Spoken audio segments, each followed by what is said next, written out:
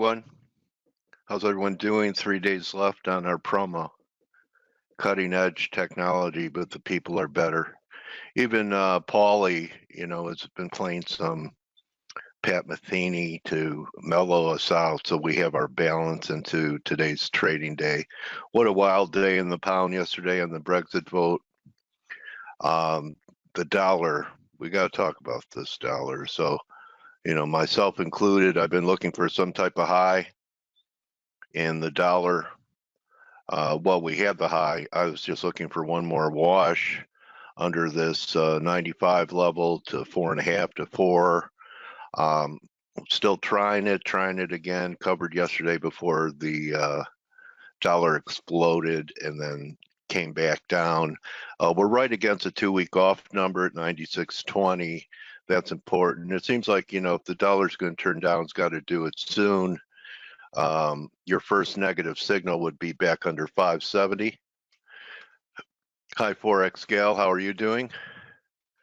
And, for everyone trying to trade the gold, I'm looking for a correction in gold. I thought we might have one more pop to over 1,300 if we got this one more dollar decline into the 94 handle level. But if you're having a hard time trading it, this is why. It's been a long time. If you look at the weekly, where you've had a couple of inside weeks, 2 weeks within this 3 weeks ago range or 2 week ago range. So for me, these are hard things to short, because all it is, it's sideways to me. I'd rather see one more attempt at maybe another drive to the upside to clean out the stops here over 1295 and 1298. Here, I mean, we really did top.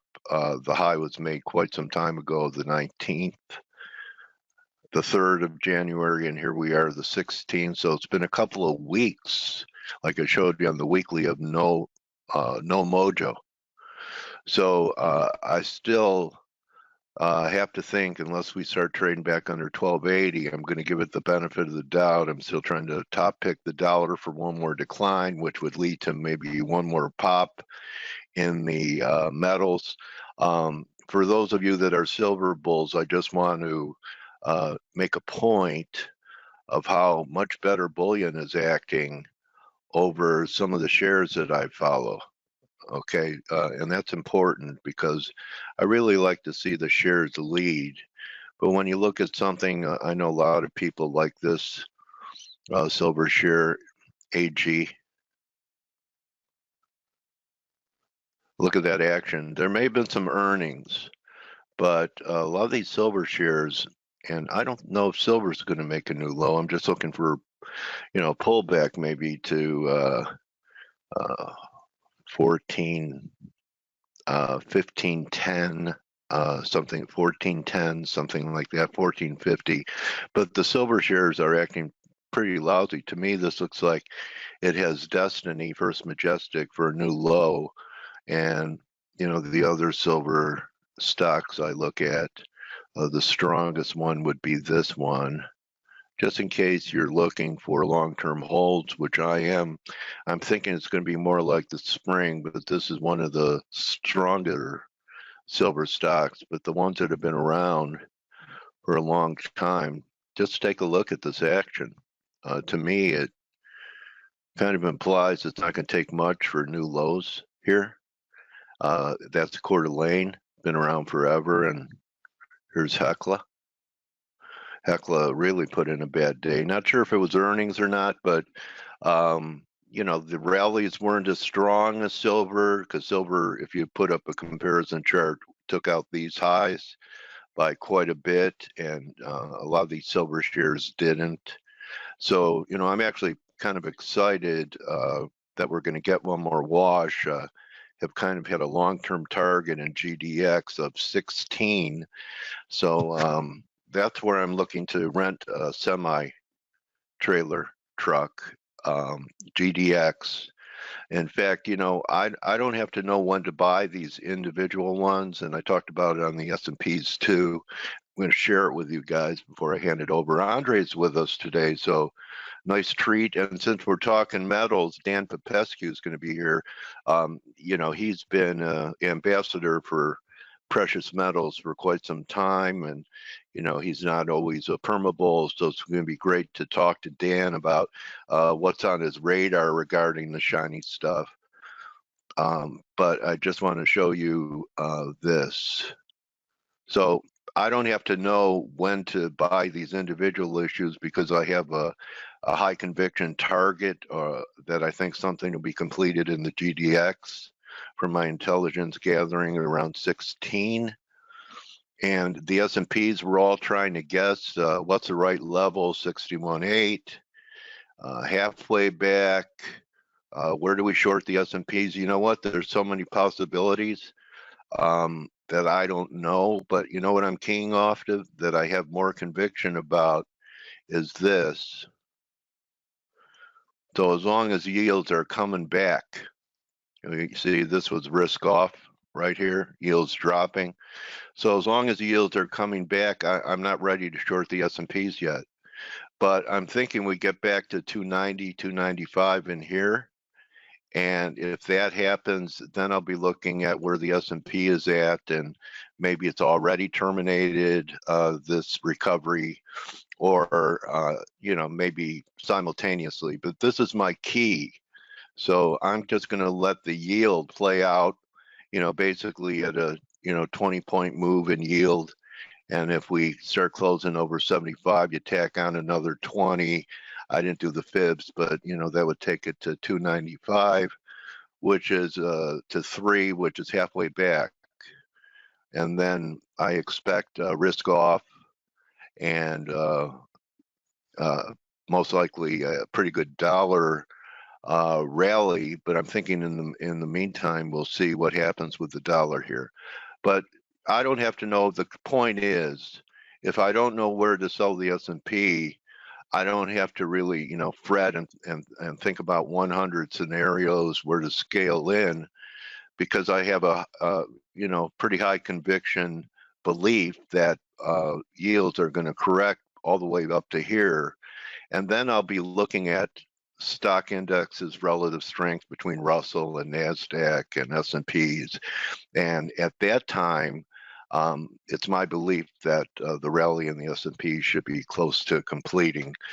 Give me a Y if you get it. So, you know, really what I'm trying to say is you don't have to know where every market's going to go. If you have one good key, you just wait for that key to fulfill, and then look at related markets that you're looking to trade. And at that point, yields up there, you're looking for yields to start looking heavy and start heading back up. That will drive. Yes, that's yes, Ben. That's the correlations that have been working. And if you notice, the yen isn't breaking, so that's also another key. You know, the yield, that might be a great time to be shorting the yen, U.S. dollar yen, and possibly buying the gold. So very good. Because of when you look at PEs, interest rates are part of the equation. So higher yields make it more competitive for stocks, and risk off yields go down because people are just looking for safety. It's a risk off trade in the bonds. They're not concerned about what kind of returns they're going to get in equities. They're more interested in return of capital instead of return on. I hope that helps, Neil. So Blake, I guess Andre is going to be with us in about 6 minutes or so. That's what I noticed on Skype. I want to give you a little time, and it's selfish because, you know, I want to know what you're thinking. Well, okay. Well, good morning, you know, Coach. Not just for the crowd, bro. You know, to me, you know, I mean, this face webinars, intelligence gathering, it's really a great service for people that we offer for free. It is. I think it is. I'm proud of what we do here, especially given that this is the free part of what we do, and it allows people that can't necessarily afford to be ForexAnalytix subscribers at least get a view of what we're thinking in the markets, and people like us, I mean, and the rest of our team. I mean, we trade, and we trade. I mean, I trade for a living. That's what I do. I work for and trade for Gallows Capital, and I've been trading for them now for a couple of years, and Can I just interject something, Blake? And yeah. I think it's great that if people can't afford a subscription. Actually, I think if they can't afford $100 a month for research or whatever, that's a big burden for them. That I really don't think they're trading with risk capital. And not everyone is suitable to trade. I came up through the regulated part of it, like you did, Blake, and we didn't take accounts from people if they weren't suitable financially, that it was risk capital. And if you can't afford $100 or $3 a day for intelligence gathering, that's an issue for you. Then my gosh, you shouldn't be risking $100 in the market. That's my opinion. I agree with that, but also I have to state that we all start somewhere, and You're such a humanitarian, like. Well, if you are trading, you find it challenging to pay for that, and Right. But you're trading live. I mean, that's when you actually have to go to visit Forest Park FX, have them hook up with one of the brokers that they are great segue. Well, I didn't mean for it to be that way, but it's like you can help compensate for your ForexAnalytix subscription through the reimbursement program, which, I don't know how you do it on your own. I sit here and look at charts all day, and I run around and do certain things, but some of my best trades are found through our community, and people are like, I'm a little irked yesterday. I closed out. I'll just give you an example. I closed out my Euro or New Zealand Canadian short. I had where is it? I was aggressively too, which this is what irks me most about the whole damn thing, is I was aggressively short the New Zealand Canadian. If you don't know why, I'm just been trading this down channel, and I'm like, okay, as long as it doesn't get above, and let me just kind of show you guys what I was doing here. All right, so as long as it doesn't get above, I'll just delete that and put this back up here. And I didn't want it to get above 90.80, and I had a stop at 90.86. Okay, and over the weekend, and it didn't get tripped, and we were sitting down here at 90.37, and I had a pretty pretty aggressive position, probably bigger than most people can imagine if you're a retail trader. And I was like, I was having one of those days yesterday because nothing was really happening, and I wanted to book some profits. So I took the profits off the table, small too. I mean, you're talking 30 pips on a pretty big position. I mean, but it was I was looking for what we got. And then I guess DK in our chat room, and DK's really talented technician, and I must have missed it. I must have stepped away, which it does happen. I stepped away from the computer, and I missed what he had written, and I wasn't looking at like the file list, which the file list is when we post charts. You can go back and look at all the here, I'll just show you. So you when you're in our chat room, you can go over. Yeah, you guys are on Jumbotron. Feel free to make silly comments, but you go over here and you can go to the file list, and you can see these are all the charts that people are posting. Sometimes goofy pictures, like Amir posted a goofy picture of Theresa May.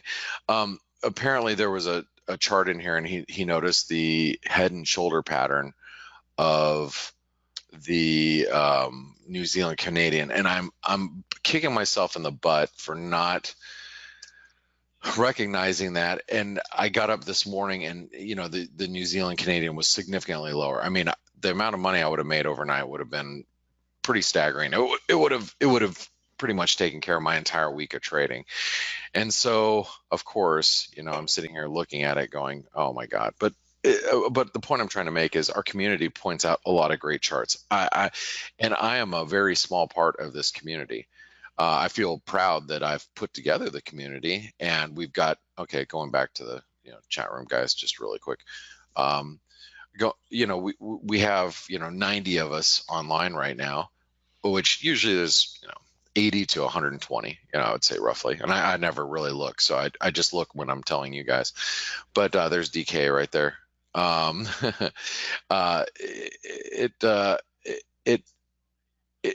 So many great technicians are in here, and it's like having eyeballs everywhere. And that's the beauty of ForexAnalytix, right? I can point out a few things while I'm here on the face webinar, but I'm not going to catch everything. And these guys and gals are just pure pros. So anyway, I just want to state that. Now, just really quick before I turn it over to Andre. Andre, just let us know if you're coming up here in a second. I'm going to wrap it up things real quick. The cable. Now, the pound just as you can see here, we drop. It was widely expected that the referendum wasn't going to her Brexit plan wasn't going to pass Parliament. We already knew that. It was selling off ahead of that, and then we broke through the 38% retracement. Let me get rid of these fibs really quick. We broke through the support, broke through these levels, and you can see, whoops, active tickers, pound. Ahead of the main vote, the pound took stops in the 127 support before bouncing. RSI is trying to work off oversold conditions now, and then all of a sudden we ripped up out following the vote. Now the thing is if you're short the cable, you are stunned, and I'm going to point out that you're probably getting a little concerned. A lot of banks are very bullish the pound right now, which is a little unnerving, but you have some resistance at 129.25 and bigger resistance at 130. So I know I tweeted it yesterday, but I'm going to tell you guys, if this thing gets up above 129.25, I wouldn't want to be short, and definitely above 130, you're going to start to see a squeeze. Remember, Theresa May is facing a no confidence vote today. If she can secure that, the pound could rally. There's murmurs of a possible second referendum debate January 21st. Well, actually, I think that is scheduled. Could you imagine if there was another referendum? Stelios, you're probably here right now. I am here. Yes. Hey, good morning. Could you imagine if there was another referendum? How do you think it would be voted on if there was a second referendum? And then let's just say the people voted not to do Brexit because they looked at this complete circus crap show and they go, no, you know what? I think we should stay in the EU, and you get people with cold feet. What happens to all the people that voted for Brexit originally? I mean, you would have an absolute mutiny on your hand, as Amanda would say, in the UK. It would be it would be great for the cable. I mean, we would see the pound rip up to 140 really fast, but could you imagine what would happen? Yeah, I mean, the thing is, remember the vote was 52-48 when they voted to leave, and now polls have been polling the exact opposite, so like 52-53 to remain if it ever went to a second vote. Now, I think you're absolutely right. What would happen if they go for another vote? And yeah, I think people will go on the streets, like Amanda would say. But then again, it's very difficult in such a polarized case to please the country, right? Because it's like 50-50. That's how it is. So half the country is going to be unhappy, but there was a referendum, there was a result, and really the fair thing is to honor that result. Sure, of course, I agree with that. But if you can't get it done, and if you can't get the EU and the UK governments both to agree on whatever it is, without going through a hard Brexit where it really would hurt everyone involved, what do you do? I mean, it's a tough situation. I mean, but I'll be watching the pound really carefully. If for some reason there's a second referendum vote, even if it is, you know, they said that they set out date, there is going to be a second referendum, the cable will squeeze. It would absolutely squeeze it without knowing the result. We would see the pound trading up at 132 to 135, I think, without even knowing the result. Just knowing that it's going back on the table. Hey, good morning, Steve. Good morning, mate. If you want to hear my assumption, I think not really. No, I'm good. I'm all full. I'm full of Steve assumptions. No, I'm just kidding. Go ahead, please. First of all, the tough house, Steve. Isn't it a tough house? I think the tough houses are always the best. First of all, I think that there is going to be a lot of social unrest if we do get another referendum, and it makes 100% sense.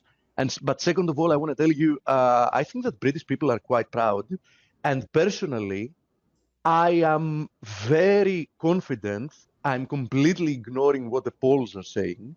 I'm fairly confident that if we get a second referendum, even a decent percentage of the people that voted initially no to Brexit are actually going to vote yes, because they will be pissed by the attempt to turn around the vote. So personally, if we go for a second referendum, there is no doubt that the pound is going to rally, but I'm telling you in advance, ahead of that referendum, literally just before the referendum, I'm going to be shorting the pound, because I believe that the chances of a surprise no, yes to Brexit, meaning no to staying in the EU, coming up again, is very high. And I believe that actually it might even gather a higher percentage than initially.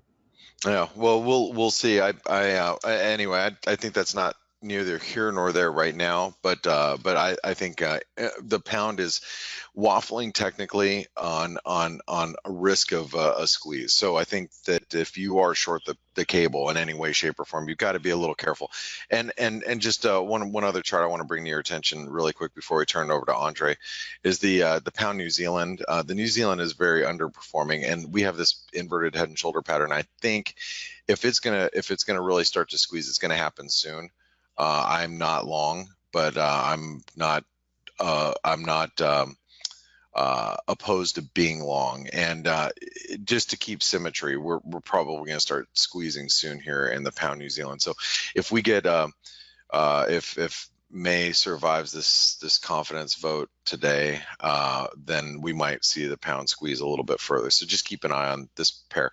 I want to pass it over to Andre because I know Andre is here. Did we bring him into the? Do you want to grab him really quick and bring him into the attendee or into the panelists, please? For those of you that haven't done so.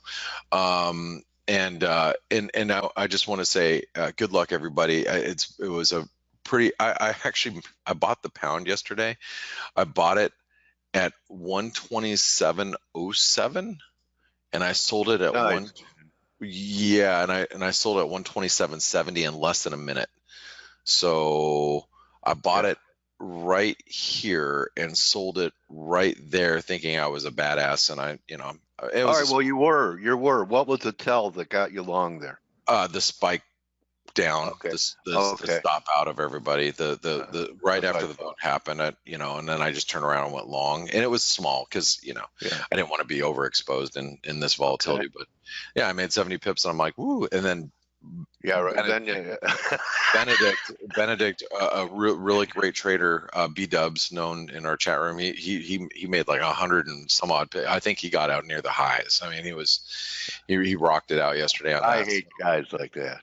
No, you know what? I'm kidding. I'm kidding. I admire our community. Yeah. You know what? I've heard this. You know how everyone says, "Oh, great call, great call, great call." You know what you never hear? Great hold. Oh no, we have it all the time. We talk about it. Do you know what I mean? People don't say that, but that's really the toughest part of the game for me. Great hold. It is. Well, Andre is here. Good morning, Andre. Hello. Good morning, everyone. Hey, Andre. How you doing? Can you validate my audio, please? It's everything okay? Yeah, you sound wonderful, and I'm sure everybody wants to see some of these harmonic patterns you have set up. So I'm going to pass it over to you. I'm not going to take any more of your time. Thank you everybody for being here today, and enjoy Andre's presentation and the rest of the FACE webinar. So thanks everybody. GL. Thanks, Steve Stelios, Coach. Thank you. GL. Bye, Blaker. Thanks, guys. Hello, everyone. Okay, Steve, you're not going to have your verbal catharsis today with Andre here. Sure, so sure. You can start, Steve. We can check those charts. No, go ahead, mate. Go ahead. I'm going to monitor. I'm going to monitor. Questions, etc. And if there is something to cover, I'm going to cover it. We're just waiting until we could copy you, Andre. Go ahead. I have no ideas, and I'm just going to copy everything you say. Eventually, that's not the best thing to do, because. Oh, I think it is. No, let me explain that, Dale. I know I get you going. I was wondering about that, about the thoughts, and I want people to think about this. And it's an interesting question to do to ourselves when trading. There's a myth, and I believe this myth is starting to fade away. There's a myth that 90% of the traders fail inside the market. So why you don't start to fade them all? No? Why you don't start instead of starting to copy all those traders? Why you don't start to fade them? Why you don't start to edge those guys? Well, many brokers made millions of dollars. Eventually, but many brokers actually have been proven to do that. What they do is yes. After I'm talking as a retail trader, Steve. Sitting in your computer, searching for someone as anyone trading the market. So basically, 90% of them are failing. Why we don't start to fade them? And the reason why we don't start to fade, everybody fades Gartman, and they make a lot of money. And one of the reasons, and I was checking these today, I believe you are checking my screen here. Yeah, and this is our ForexAnalytix, closed patterns in play. And the reason why it makes no sense to copy anyone or just a random trader, it's because you don't have this performance at the end of your trading career or your trading journey. No, so and I believe we never mentioned our statistics and our performance rates inside ForexAnalytix. It's a very interesting to check those return percentages related to our pips in play, to our patterns in play inside ForexAnalytix. But it's an interesting question to do to ourselves. So why people are still trying to search for someone that guides them into a successful process, while 90% of the traders are failing inside the market? And there's a lot of psychological behavior behind those human reactions. A lot of people are lazy. And eventually that's one of the major reasons for people to fail, not only trading the market, Steve, outside in our lives also. In life, I agree with you. And we have some relationships between our life behaviors and how we behave inside the market too, but it's not so linear. So let's go into our charts, because Blake left us with cable, and this is cable versus New Zealand. So as we can see, the market has printed this 5-0 pattern. It has bounced from this level with a technical, what I call a technical double top, a technical double bottom. I'm sorry. This is a double bottom forged at a previous structure resistance, and the market has bounced as expected for the. So we have a sharp clearly corrective. Yeah, clearly corrective price. Clear corrective, a double reinforced by a double bottom. 200 moving average also as support level. I will not be surprised to see, and this is. Let me just copy this. This is pure speculation, obviously, but I will not be surprised. No, I agree with you. It's very likely. Yeah. It's very likely. It's the 618, it will put the price at the 618 retracement from the previous high. So it's a nice confluence above. Indeed. Yeah, let's jump into. I don't know if you have questions related to a specific charts or specific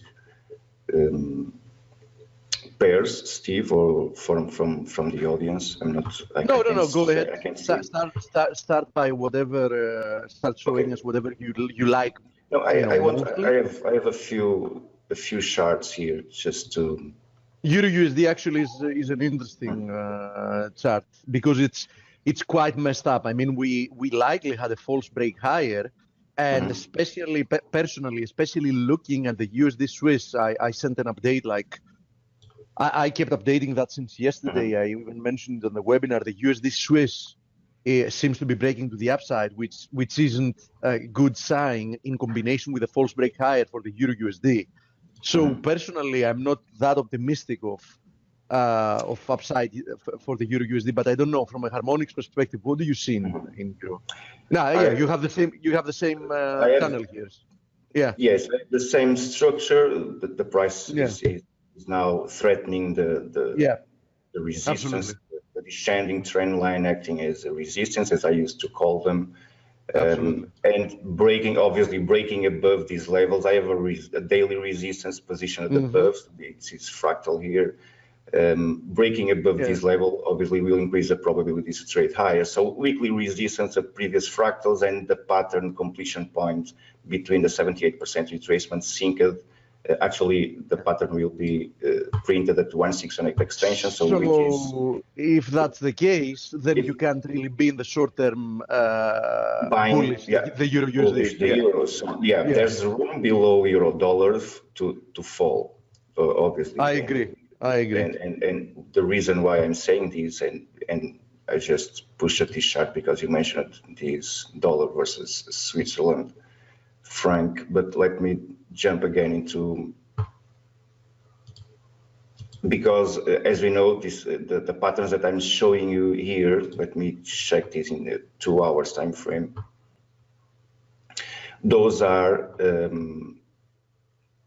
it's the alt bat pattern. So as usual, if the bat pattern fails you, and I mentioned this, just grab it. So the 1608 extension below, it's and then we have the daily support. So that at 113. That means And by the way, this is not so a common heads and shoulders, but if we face this as one eventual and not conventional heads and shoulder formation, the default projection from the breakout will put the price below the 78% retracement. So the 1608 extension will not be surprising at all. We have now, the market is now trading. Actually, the market has left oversold conditions. By the way, we didn't give any time to Stelios to give us some macro background, but I have to mention that one of the things that happened yesterday, Stelios, I don't know if you're still here. I don't know if you saw Draghi's commentary yesterday. Yes, I did, yeah. It was more dovish than expected, actually. So that is definitely weighing on the euro. Yeah. Draghi was more dovish than than expected, in my opinion. So definitely that doesn't go well with also doesn't go well with long positions here.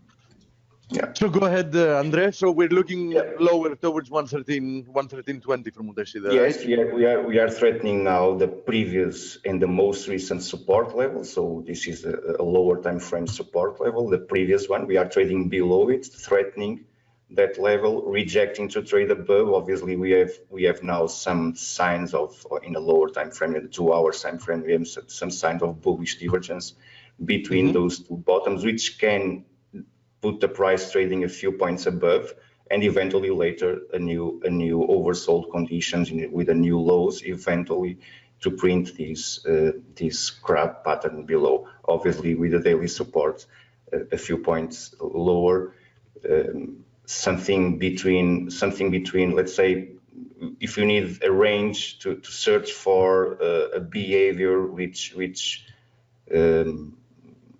can, let's say, catapult the price from that level, I will search for a range between the 161 and the daily support level. Well, let's wait and see. For now, nothing specific. We are trading the alt-bat pattern. We're still trading inside these inside the range for the alt-bat pattern completion points. So the 113 extension. Do you have any outlook for indices at the moment? For example, the S&P is. Yes, at resistance at the moment. Do you have some kind of a harmonic pattern pointing? We have a few. I have a few approaches here. One on a weekly time frame, which will put the price at the new highs. But when you say new highs, you mean new all-time highs? Higher highs, yeah, higher highs. But before that to happen, we have. I published that chart on ForexAnalytix. Let me see. These on a 12 hours time frame, I believe.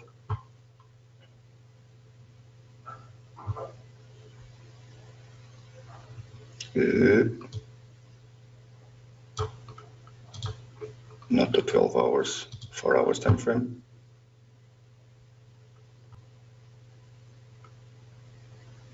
Okay. Well, as you mentioned before, we are trading right below the previous structure support level, transformed into resistance. So this is our daily resistance level. We are trading above it already. As mentioned before, last week, I still believe the 160 extension. And by the way, this is the 88% retracement from this previous swing here. Which is a swing that breaks the previous structure information at that time. So the market has violated this structure. So this is the very last swing. So this is the 88% retracement. Sorry, from this high to this low. The golden ratio position. Where would the target? Where would the target be? If this pattern gets completed, it's 38% retracement. So it's a shallow retracement. It's a sell, but obviously we need to violate all this structure. What I want to call your attention for is this bullish hidden divergence printed below between those two bottoms, which by default suggests a bullish trend continuation. If you are trading bullish, it suggests a bullish trend continuation, or at least at a minimum a retest of the previous structure highs, the most recent ones. So as you can see here, and I will try to zoom this, we have one previous bottom on RSI, everything fine, and then the markets failed to follow the same relative strength index behavior, so printing us some bullish hidden divergence. And as soon as the market violates this structure, it suggests more bullish momentum. No overbought conditions, even on a daily, we don't have overbought conditions there. So I believe there's room above. I still holding, I entered a simple bullish pattern on a lower time frame. I entered this buy at 24.38. So I still holding my last portion of this position at this point. So I still believe there's room above. So I have my stops positioned at profit already. So nothing at risk at this point. I'm just holding these long.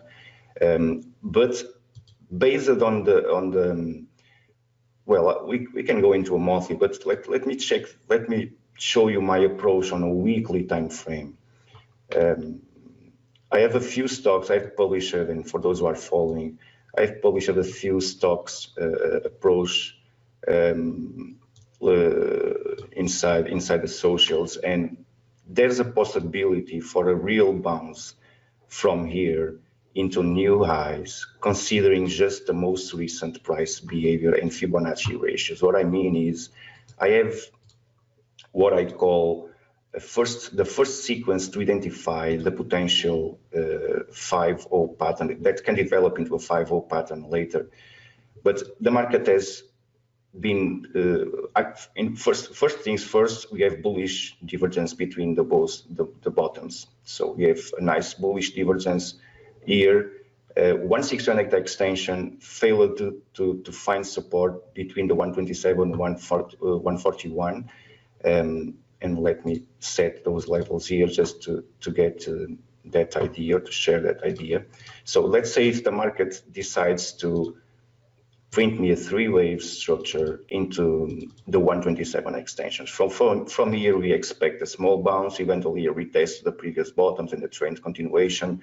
The market has failed the 127 extension, has failed the 141 extension, and it has found support somewhere around the 161 extension, 200 moving average. From here, those are the Fibonacci ratios that I will find, that I will search for later, and I need the 200% extension above. So I need the price trading the 200% extension, and I will keep this, the 168 above by default. But what I mean is, based on those Fibonacci ratios,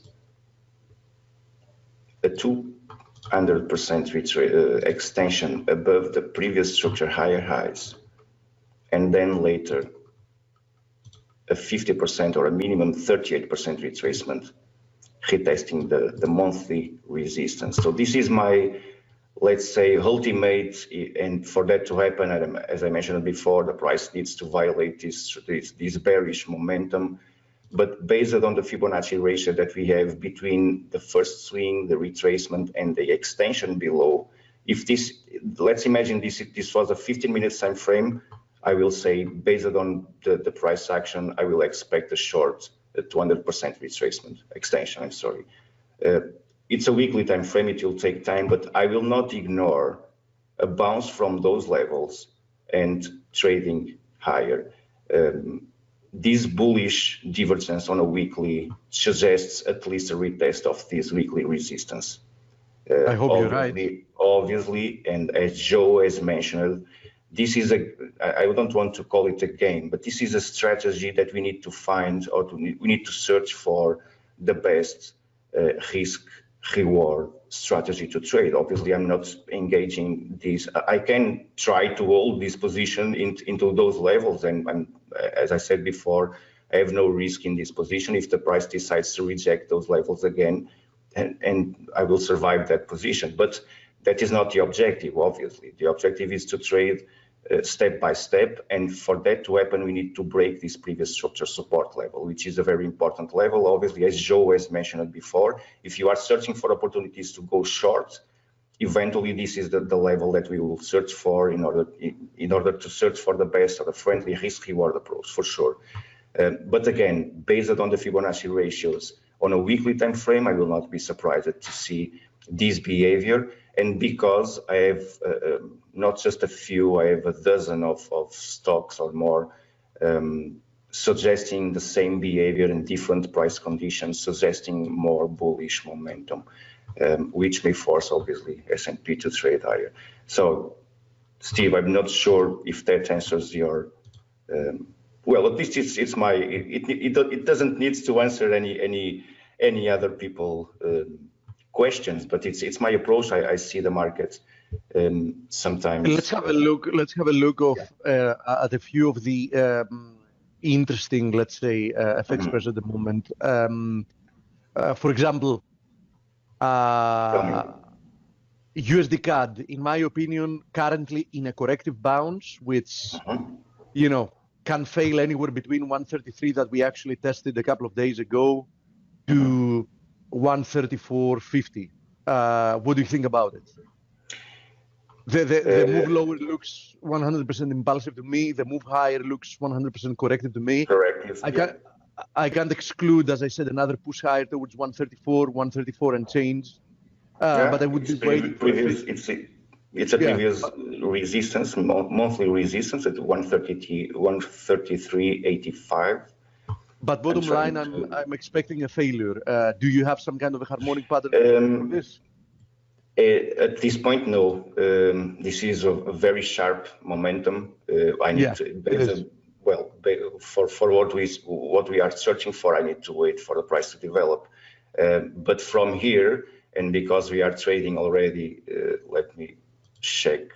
So guys, maybe a head and shoulders top in Canada, head and shoulders bottom in crude oil.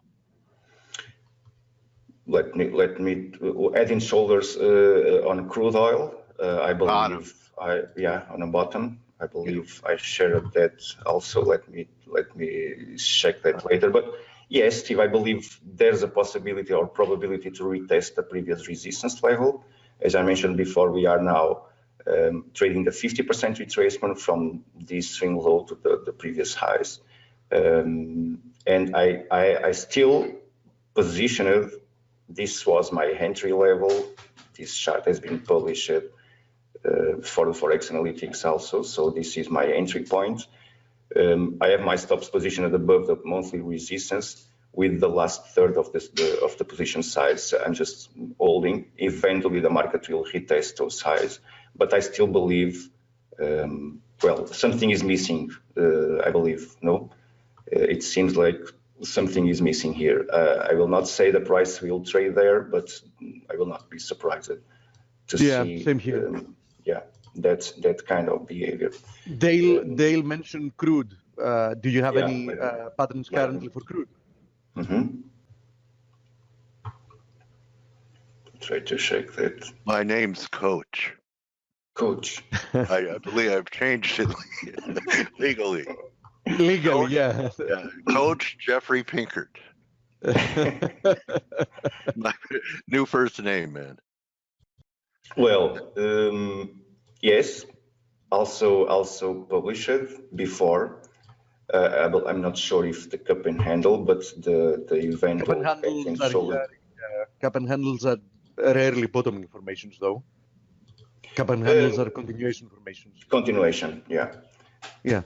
But it can prove to be, though, an inverted head and shoulders formation, as Coach mentioned. You could call me Coach or Blake. Blake, you could call me Blake. We have the 38% retracement position below, just synced with the lows of the eventual left shoulder. Yes, I will not be surprised with that behavior, even though we need a breakout above these 53, 208, or let's say, above the previous highs. We need to break those highs in order to validate the possibility to develop inside or to trade inside this ascending channel information. But again, I will not be surprised with that.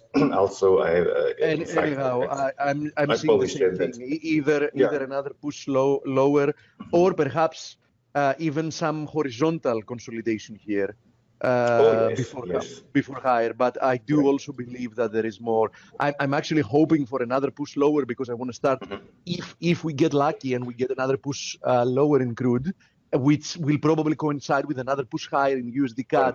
I want to start scaling in both of them, actually, long crude and short USD CAD. So these are two of the trades that I have a plan for, and if they play out, I'm definitely getting involved. Now, if they don't play out as I'm envisioning, okay, fine. You know what I mean? It is what it is. Sure. And research for another one, no? Yeah, exactly. Research for another one.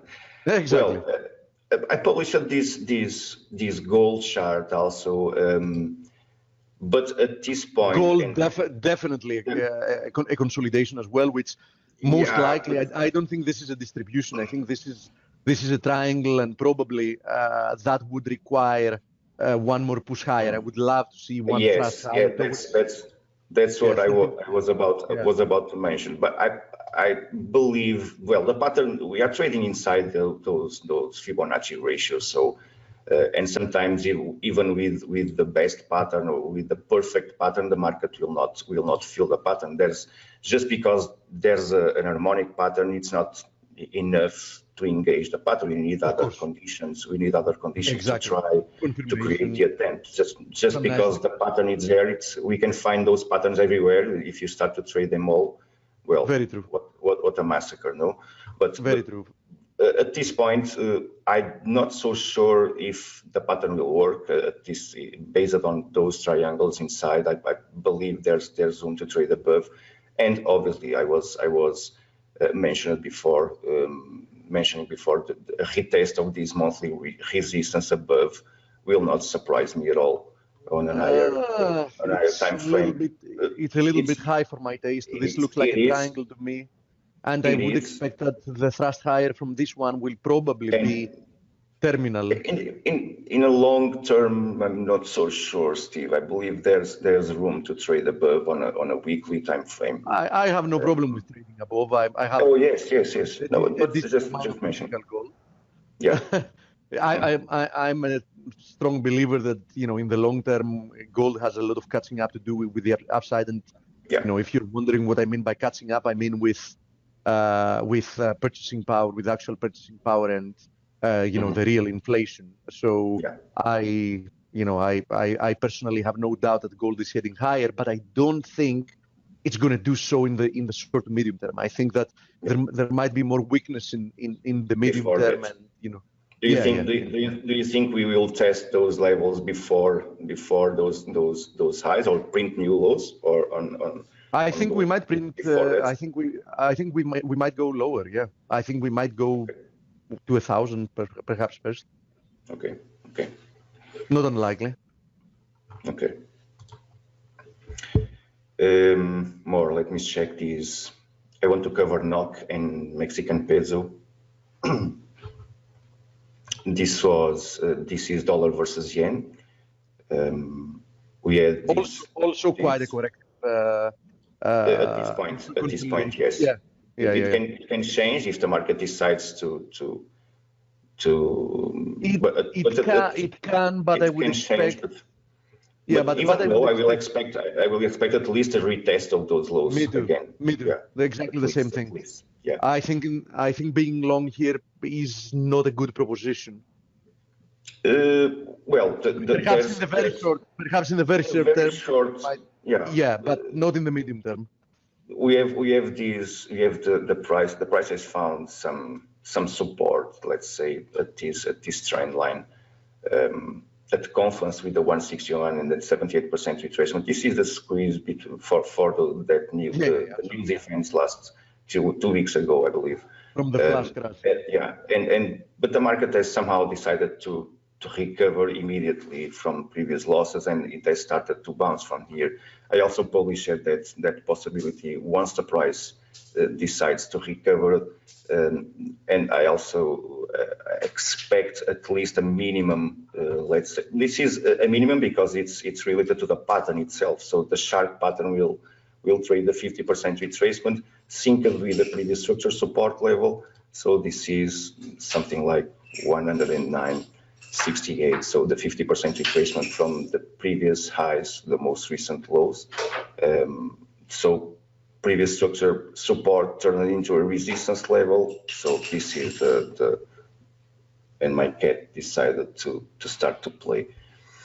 This is my minimum expectation for the pattern. Okay, the dollar versus yen, and I want to go into NOK.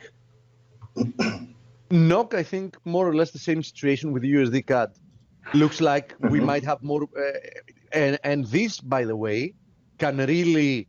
You had the head and shoulders there on the top, but as you see, that head and shoulders. There's also a possibility to develop of being, it has the possibility of proving to be the head of a bigger head and shoulders, right? Head and shoulders, yeah.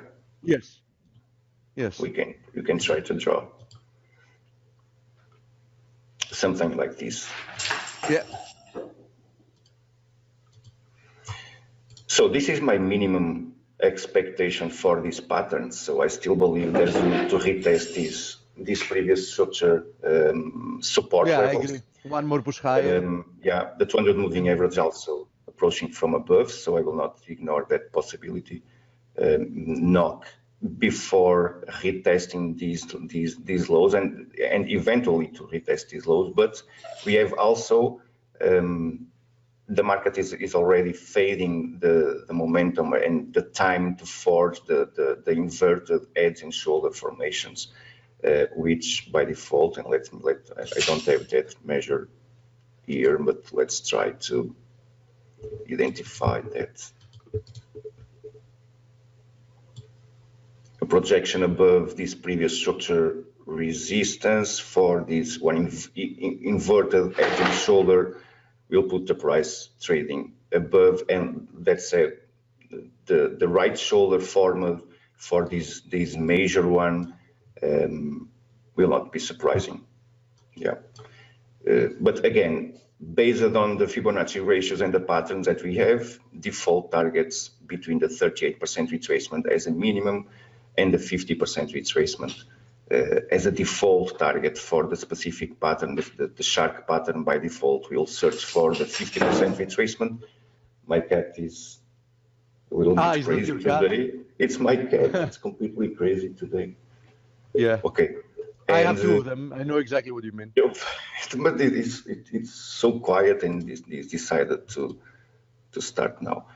But yeah, I don't ignore the possibility to develop into a major heads and shoulder formation, and this smaller one, these inverted heads and shoulders at the bottom will not be surprising. I covered Mexican peso, New Zealand kiwi. By the way, by the way, you see how much we agree, although we're looking the market through different technical lenses, right? That's why we love to trade. Yeah.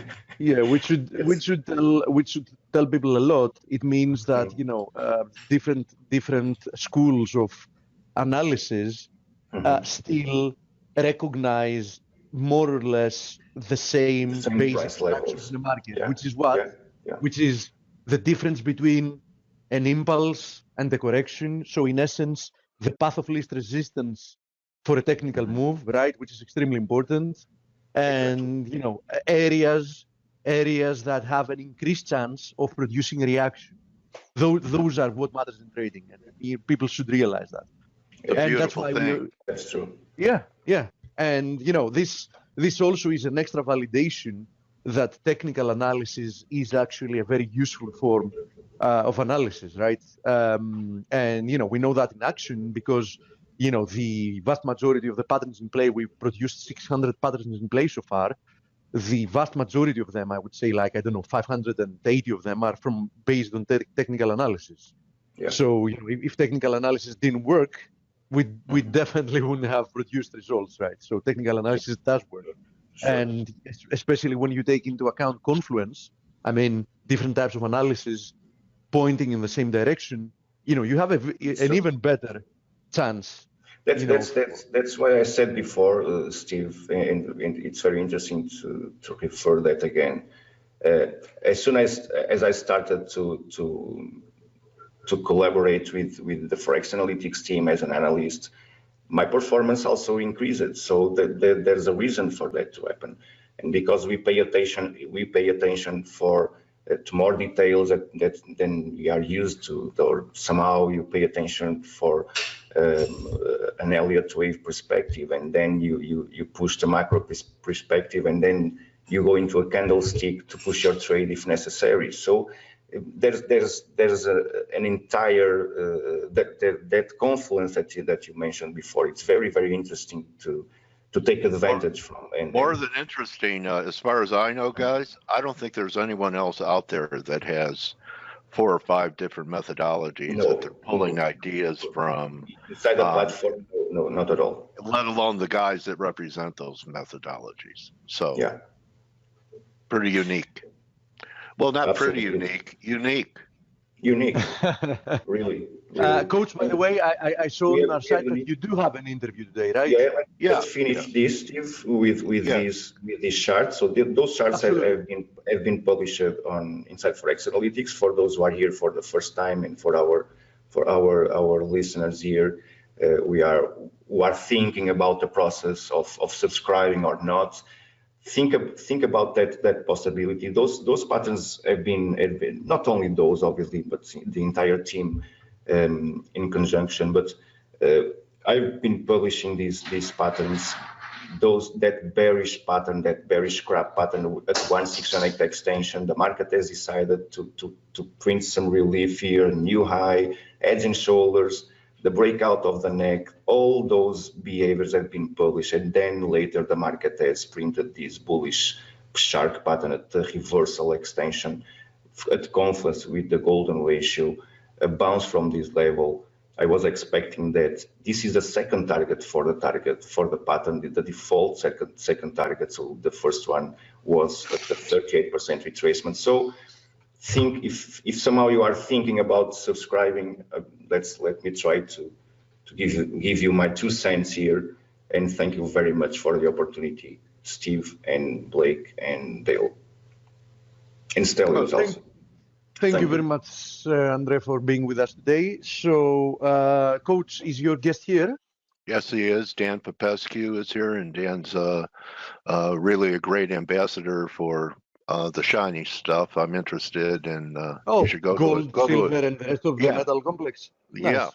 Yeah, and has a lot of geo views. So, without further ado, right? Speaking of which, we had another merger in the gold universe. Perhaps he can speak a little bit about it, because Newmont and Barrick. Newmont bought Barrick. So further consolidation in the in gold tells you a lot. When we get, in my opinion, a move higher, I mean a good move higher in gold, I think that the market is gonna find it tough to coping with with supply meeting demand. So I do think that at some point we're going to have some major squeeze in gold higher. I don't think we're there yet, but I do think that some kind of a major squeeze within the next year or so is in the cards. But let's hear what your guest has to say about it. Okay, Steve. All right, Dan. So now I know what to ask you. I'm making you the presenter. Welcome back to Face, Dan Popescu, one of my sources for intelligence gathering in the gold and silver markets. Dan, you just activate your mic, and then there's a screen share function. Same as last time, and really appreciate your return to our community. Okay, so can you hear me now? Can hear you, Dan. I can hear you clearly, Dan. How are you? I'm fine. I'm very busy with Brexit and with Donald Trump keeps us very, very busy. Yeah, but considering all that you just mentioned, gold has been in a sideways trading range for about 3 weeks now. I'm very interested to start off with a question my colleague Steve Volge asked is, what do you think of 2 big majors merging, Newmont taking over Barrick? What do you think it's a sign of? Is it a bullish sign for the industry, or is it just because, it's not like they gobbled up juniors, you know what I mean, Dan? They went for, they swallowed a whale. So what do you think is the rationale behind that when it comes to gold? Well, it's I'm not so sure. It's I'm becoming very skeptical of all those M&A, Wall Street, MBA mergers and acquisitions that have been done in the last 30 years. The fashion started in the 90s, and I would say that about 80% of the mergers and acquisitions recommended by MBA models have been a disaster. And they merge, and then a few years later they demerge, and then some new president comes and remerges. I'm not so sure they know exactly what they are doing, and very often don't know their industry. When it comes to Randgold, the president of Randgold is an excellent mining specialist engineer. So I put my money behind people like that who know their McEwen, who used to be at Gold Corp, which is part of the Newmont merger. Now it's Mux, right? Yeah. McEwen. So what I'm saying is that I'm not so sure that I think there is trouble in the mining industry because the price of gold has not been going up, and the costs of producing and finding gold, it's becoming very difficult, very expensive. They are lucky right now because the price of oil, which is a great, very important ingredient, has dropped, contrary to the early 2000 when the price of gold started going up. Also, the price of oil and inputs, so it cut in some of the profits of those stocks. And I don't think that in the 1960s, because the price of gold was fixed, the price of stocks, of gold stocks, were an indicator of the future. They were you could trade them. You couldn't do it with gold, and they indicated that something is going to break. So you had they were a leading indicator. And so you're saying that correlation is broken now. Exactly. Now it's the opposite. I think that it's gold that's going to be the leading indicator, and you're going to see silver follow, and also stocks exploding. I think that the mining companies, gold mining companies, have lost. They've been so much in this sideline and bear market that they are not ready to take action before they see the price really breaking up. So I don't know about production levels. Sorry to interrupt, Dan. So you agree with what I said, that at some point when we see a squeeze in the gold price, that means that the industry is not going to be ready to catch up with capacity increase, which means that probably that's going to be fuel for a bigger rally until they can start investing once again and matching up demand with supply, right?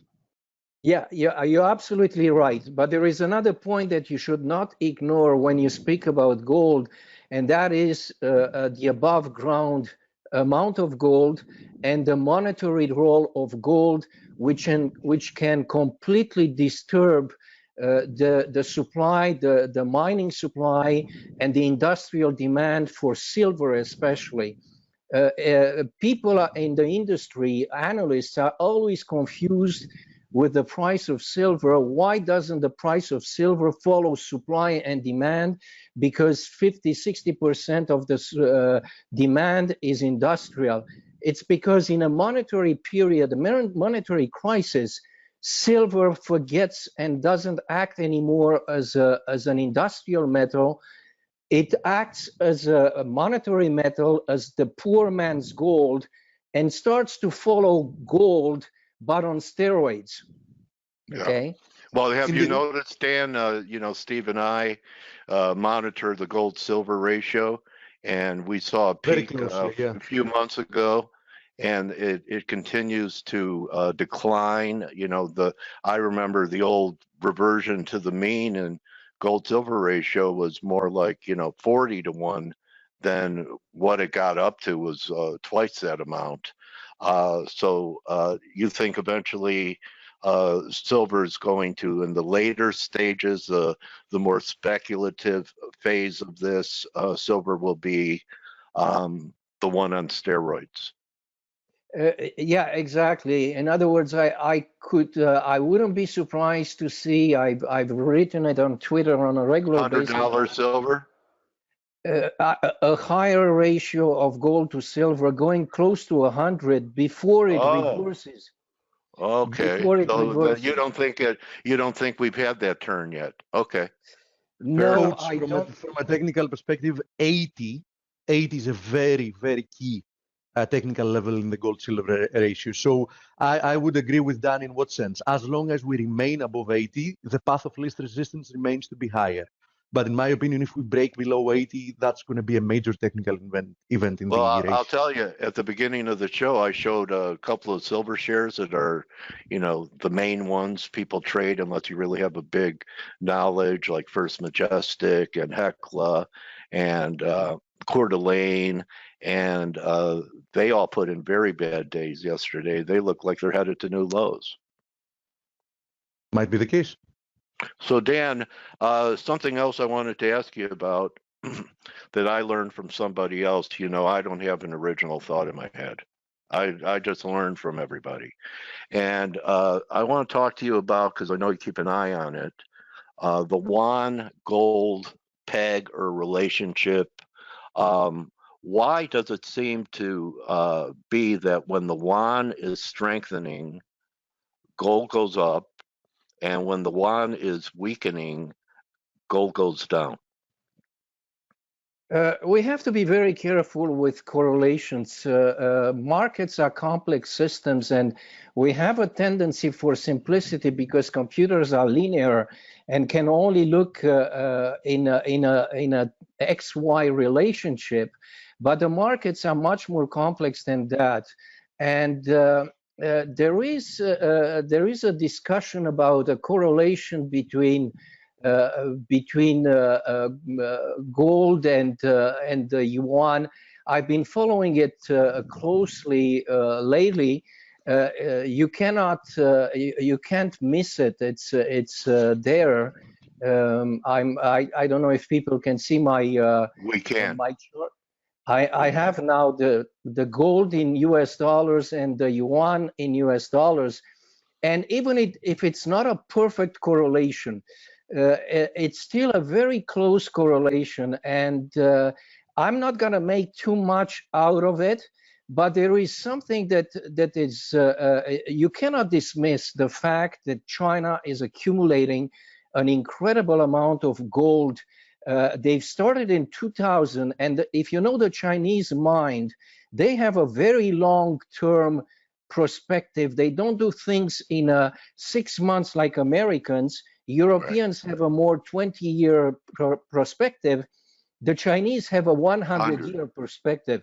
Yeah. So they started in 2000 to create a strategy in which they decided to integrate gold in their geopolitical and also monetary strategy. It's just you have to be blind not to see it.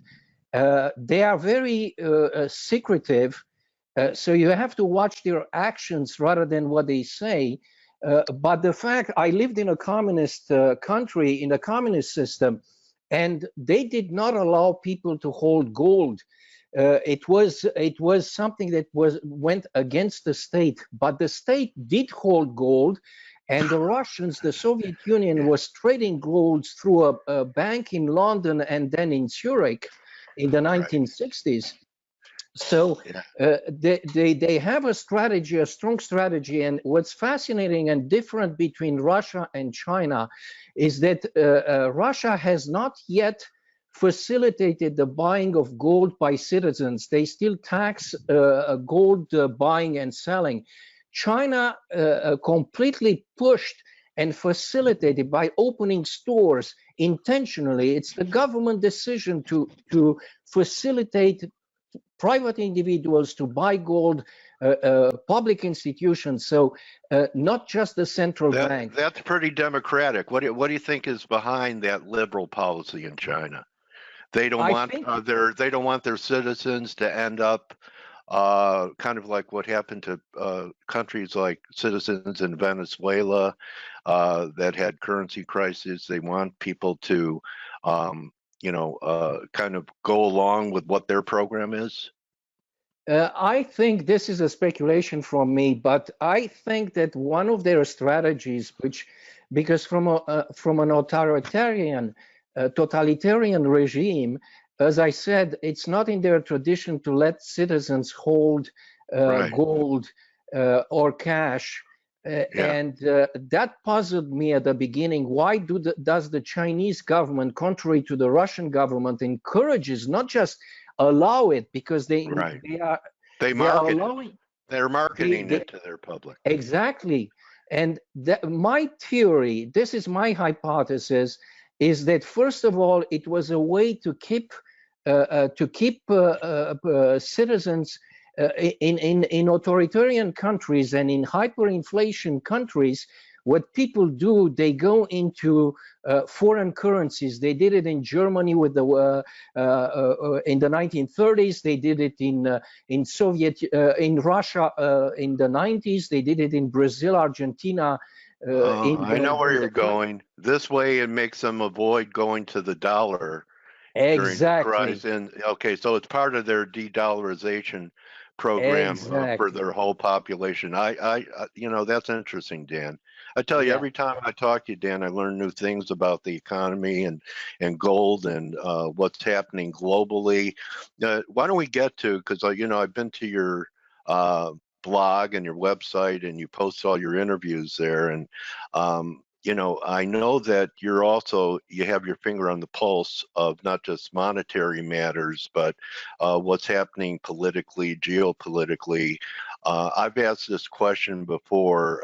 Does this time frame that we're in with our current president remind you at all of what was happening market-wise during the Nixon years? Yes, very much. Very much. It's and in what ways? It's what happened with Nixon in 1971. Actually, it started in 1965. 61 to 68, they created the gold London gold pool, and that was the reason is that people were running out of the dollar, and the Vietnam War and deficits exploded that with the French president de Gaulle exchanging the US dollars into gold. And when the British came, Nixon decided that's enough and shut the door. And we've been since 1971 in a kind of no man's chaotic, if you want, multi-fiat currency system. It was chaotic in the sense that people have short memory. I'm old enough to remember, because some people talk about the euro, the period before the euro, and they forget during that the period before the euro, the currencies in Europe and in United States, it was chaos. The fluctuations, they created all kinds of governments were getting together. That's how they created the G2 between Giscard d'Estaing and I think it was Gerald Ford. And that was because the system was so chaotic. Currencies were depreciating. The Deutschmark was going up. They had that serpent, which was supposed to be a band of 1% movement. It never worked. They were meeting every year and expanding the band from 1% to 1.5 to 2% to 5% to 10% until it broke up. And that's when they came with the idea of creating the euro, because it just didn't make sense anymore. And we're having the same situation now, but at a global level. With the dollar, with the yuan, it's chaos in the currency sector. So it does, you're right, it resembles it's unfinished business.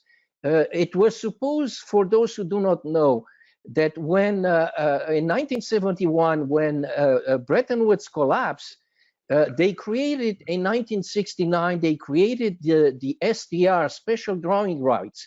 Not people know that the first version of the SDR was almost 1 gram of gold, equivalent to $35. Right. Okay. Okay. So not 1 ounce, 1 gram. What a difference. Remember when it was 1 ounce? FDR days. 1 ounce of gold was $35. Yeah. And the SDR was calculated to be the equivalent 35 SDRs, the same as the dollar. So they created in a way for a very short period of time a pure gold standard, where that SDR unit was almost 1 gram of gold, 0.89, I think, grams of gold. So they returned to a gold standard, but United States was absolutely against it, and that I have papers by the State Department and the Treasury Department. They are saying that we shouldn't let the price of gold go up because it goes on against our strategy of replacing gold with the SDR paper basket rather than gold. So you are absolutely right. It's a continuation of the crisis. In historical terms, think about it. 40 years. 40 years later. Yeah, you're right. So yeah, we're talking 40 years here. So then that brings us to the SDR. You expecting some type of major realignment with the dollar having even less importance in the SDR should they decide to reorganize it? I've heard things like countries are going to be a percentage of it based upon their debt to GDP ratios. Is that what you're hearing?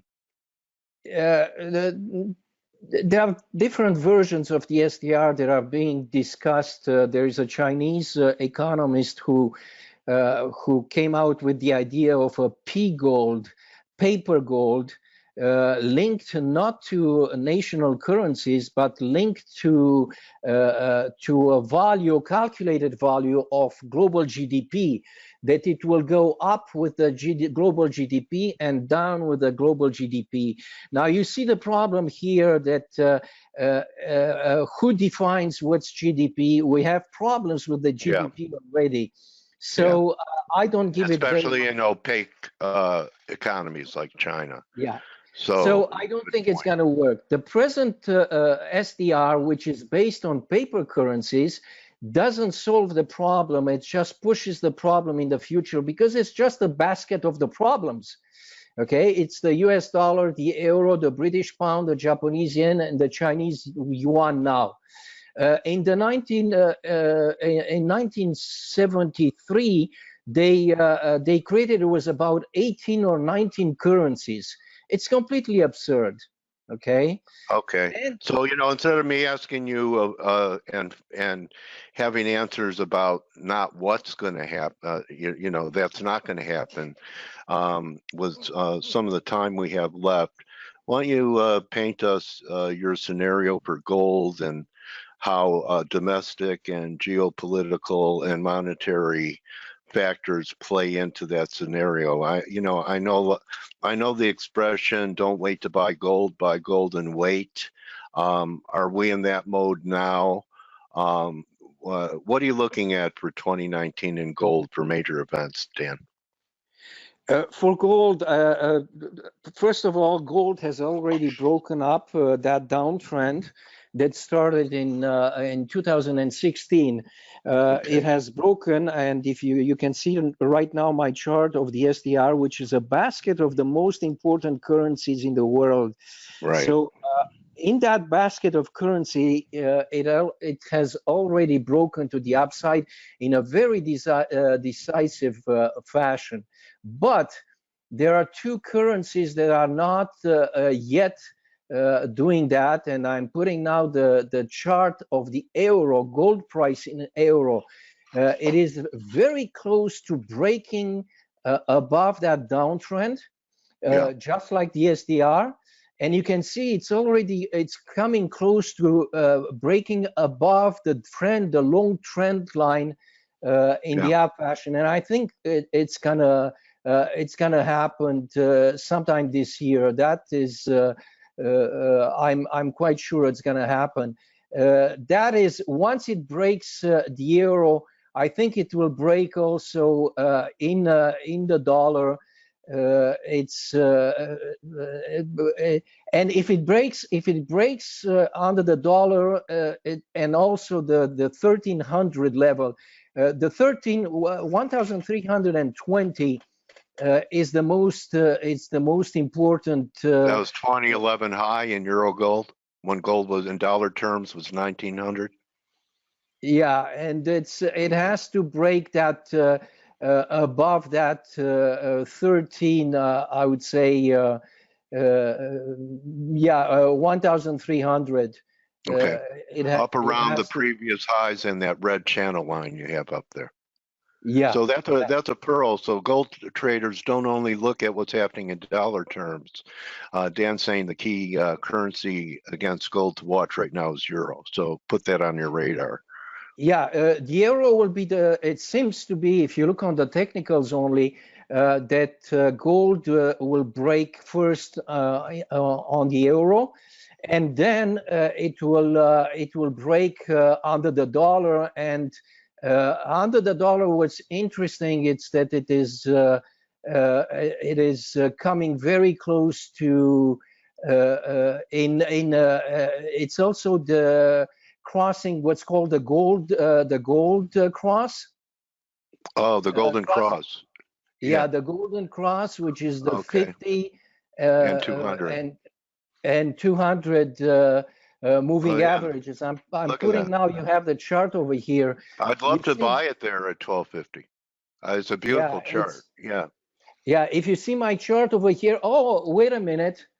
Right now, that the moment that we're talking right now, I see that the 50-day moving average has crossed the 200-day moving average. We're making history here. Right now, yeah. As you can see. Everything's timing, Dan. So, all right. So we're looking at a golden cross. Tell me. Just happened this morning. Okay, well, I knew this when I booked this 2 months ago. This was going to happen. That's a Nostradamus to me. But Dan, what do you think? Could there be a constitutional crisis after Mueller's report? And that be, I'm thinking of things that could dethrone the dollar. Could it be a confidence crisis with the administration and constitutional crisis? Could it be that Congress is less pro-Saudi? And the dollar, the petrodollar is a very important part of dollar demand, and the Chinese there too are also trying to cut into it by having their own oil exchange. Or could it be? I've even heard talk of Trump is pretty hawkish with Iran and lately with Venezuela. Could that be it? Also heard that, he's made a lot of comments about the carnage of violence in certain cities in the U.S., like Chicago, where he might bring in the feds, which in another term is called martial law. What do you think is going to be some of the geo events that we'll be paying attention to this year? Yeah, this is the year where we might have some kind of a reset of the international monetary system. We've been waiting for it. It's in the cards.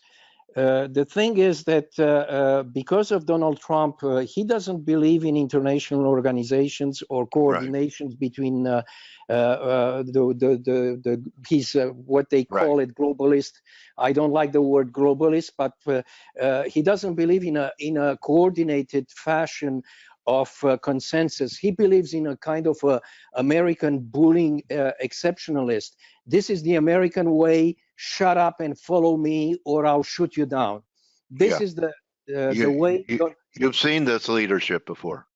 Yeah, Connolly expressed it during Nixon, the Treasury Secretary, when he said, "The dollar is our currency, but it's your problem. Deal with it. I don't give a damn. I do what I want." Okay. Trump has the same attitude, and that is dangerous because if the system collapses, goes into a crisis, there is not going to be, like in 2008, any coordination with the other central banks. No friends. In fact, people rooting for the king to take a fall.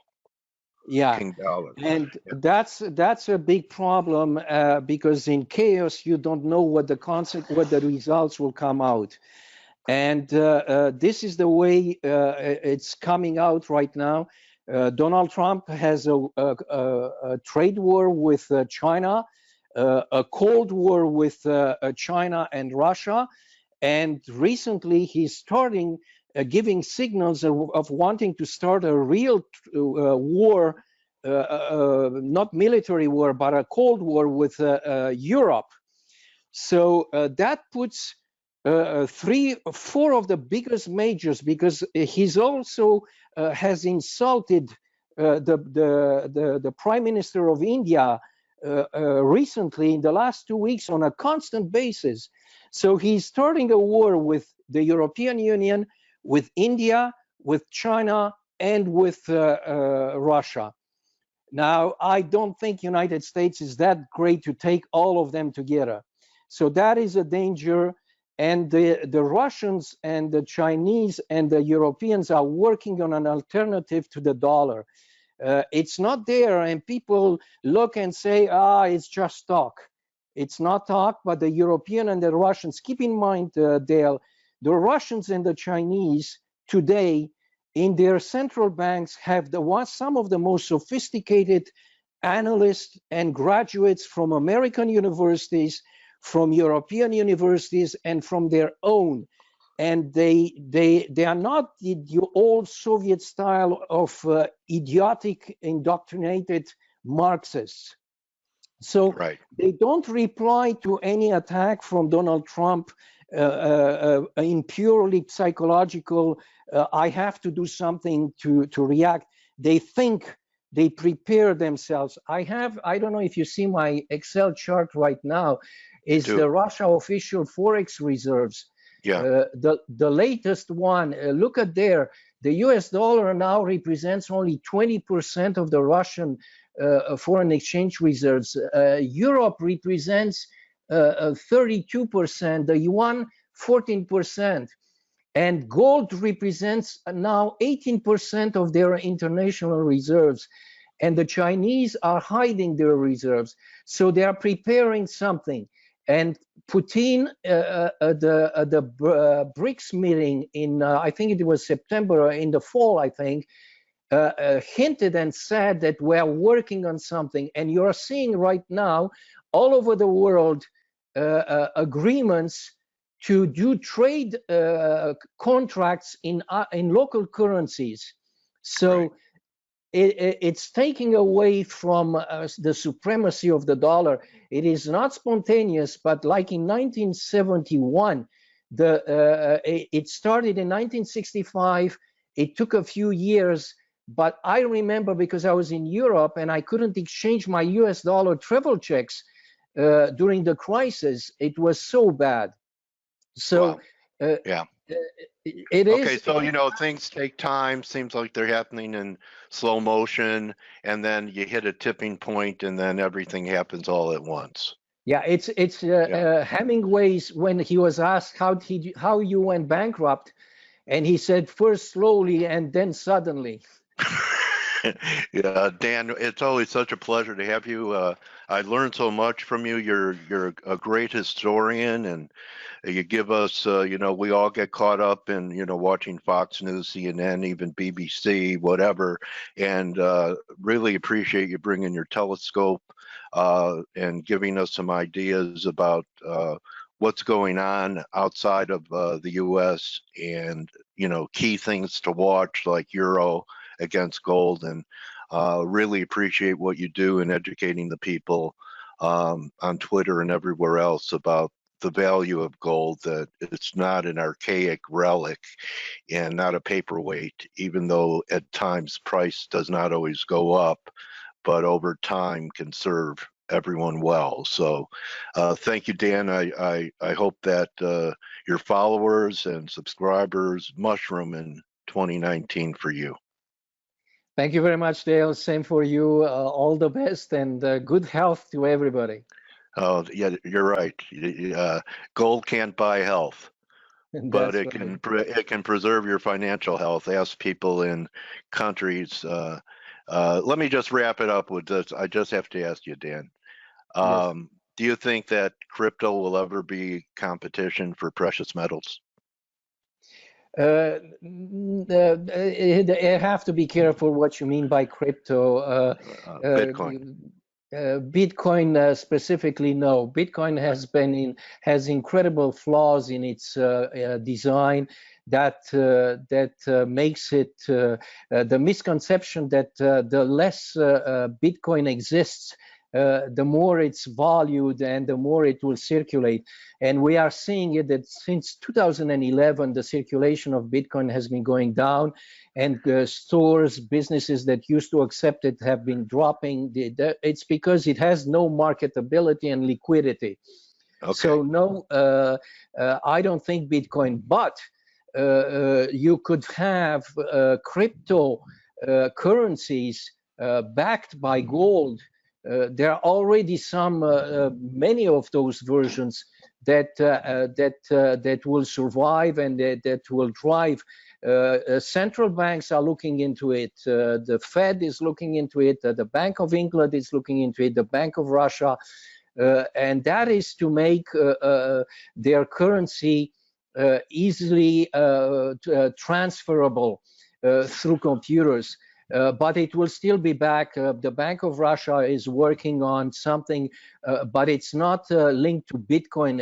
It's linked to the ruble or maybe to gold, but it's not Bitcoin. I heard itself. that something can't be a cryptocurrency by the pure definition if it's centralized. It's got to be decentralized. So if governments are doing Dale, it. No, Dale, this is a misunderstanding of the definition of the word crypto and the word fiat and the word digital. All the currencies, fiat currencies today are digital. Right. Bitcoin is no different, and it's no better when it comes to electronics. Since the 1980s, we have been using, you're old enough, Dale, to know that you've been using digital dollars for at least 40 years. So Bitcoiners, when they say that that the dollar is paper relic of the past, it's not true. We are already in digital world, and 80%, I would say, I'm not sure the precise number, but 80% of the dollars and the euros circulating are not physical. They're not paper, they are digital. So digital is anything that circulates electronically. Now, crypto means that it is digitally but encrypted in such a way that you cannot duplicate it or you cannot falsify it. Okay? Crypto comes, it's an abbreviation of cryptology. Cryptology is an art that is more than 5,000 years old. Bitcoin did not invent it. Satoshi did not invent it.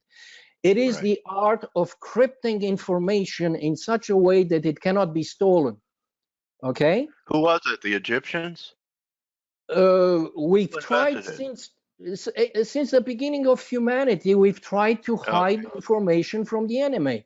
Okay? With cryptic messages. Okay? Right. So so you have a Bitcoin is a crypto digital currency, if you want. Okay? Okay. The dollar is also a digital. People don't realize that your paper dollar today is a cryptic dollar, because if you look on the piece of plastic, because it's not paper anymore, it has all kinds of cryptic design, so you cannot copy it. Okay? Interesting. So the paper dollar is also cryptic. Okay? Huh. So Bitcoin is a digital cryptic currency. Okay, but the dollar is also digital, and what the Bank of Russia is trying to do is to do a ruble cryptic, and also the Bank of Iran. Okay. Yeah. Okay. The only thing is, I could talk to you for hours. Yeah. Anyway, Dan, very interesting. So my definition of what makes something crypto is was not true. That a centralized government could have their own cryptocurrency. Absolutely. So, okay. Yeah. So, my projections. I'll put it very fast for you. Sorry to. No, it's okay. Okay, I'm gonna put my chart, and I stand by that. Technically, I haven't seen any change yet. It is the burst of a bubble that started at 19,000. We are now, as you can see it, you don't need too much mathematics to see that this looks like a correction, some kind of a triangle pattern.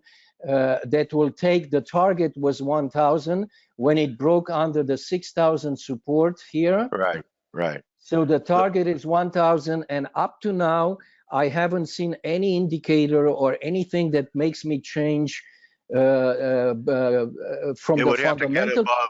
It would have to get back above 6,000 to change the picture. Yes, yeah, 6,000 will change and will make me change the picture. Okay. All right. What a great look. So I'm going to wait a little while before I get a, to me, these wallets for crypto, I don't even know what they look like. Are they leather? I'm just kidding. But it looks like we have time to accumulate crypto. And what a interesting conversation today with you, Dan. I really appreciate it, and glad it's on video for people to listen to at their leisure. So good hunting, my brother. Okay, have a nice day. Thank you, Dan. Everyone, Dan Popescu, and you can follow him on Twitter at Dan Popescu CO, and then go to his blog, and he's got great video content covering everything, global hotspots, what we talked about today. Make Dan Popescu part of your intelligence gathering in the precious metal, shiny stuff market, because you're going to learn from him, as I do every time I interview him. So thanks again, Dan. And let's get back together in a few months. And everyone, that's a wrap for us here on Wednesday. Enjoy the rest of your day. Good hunting.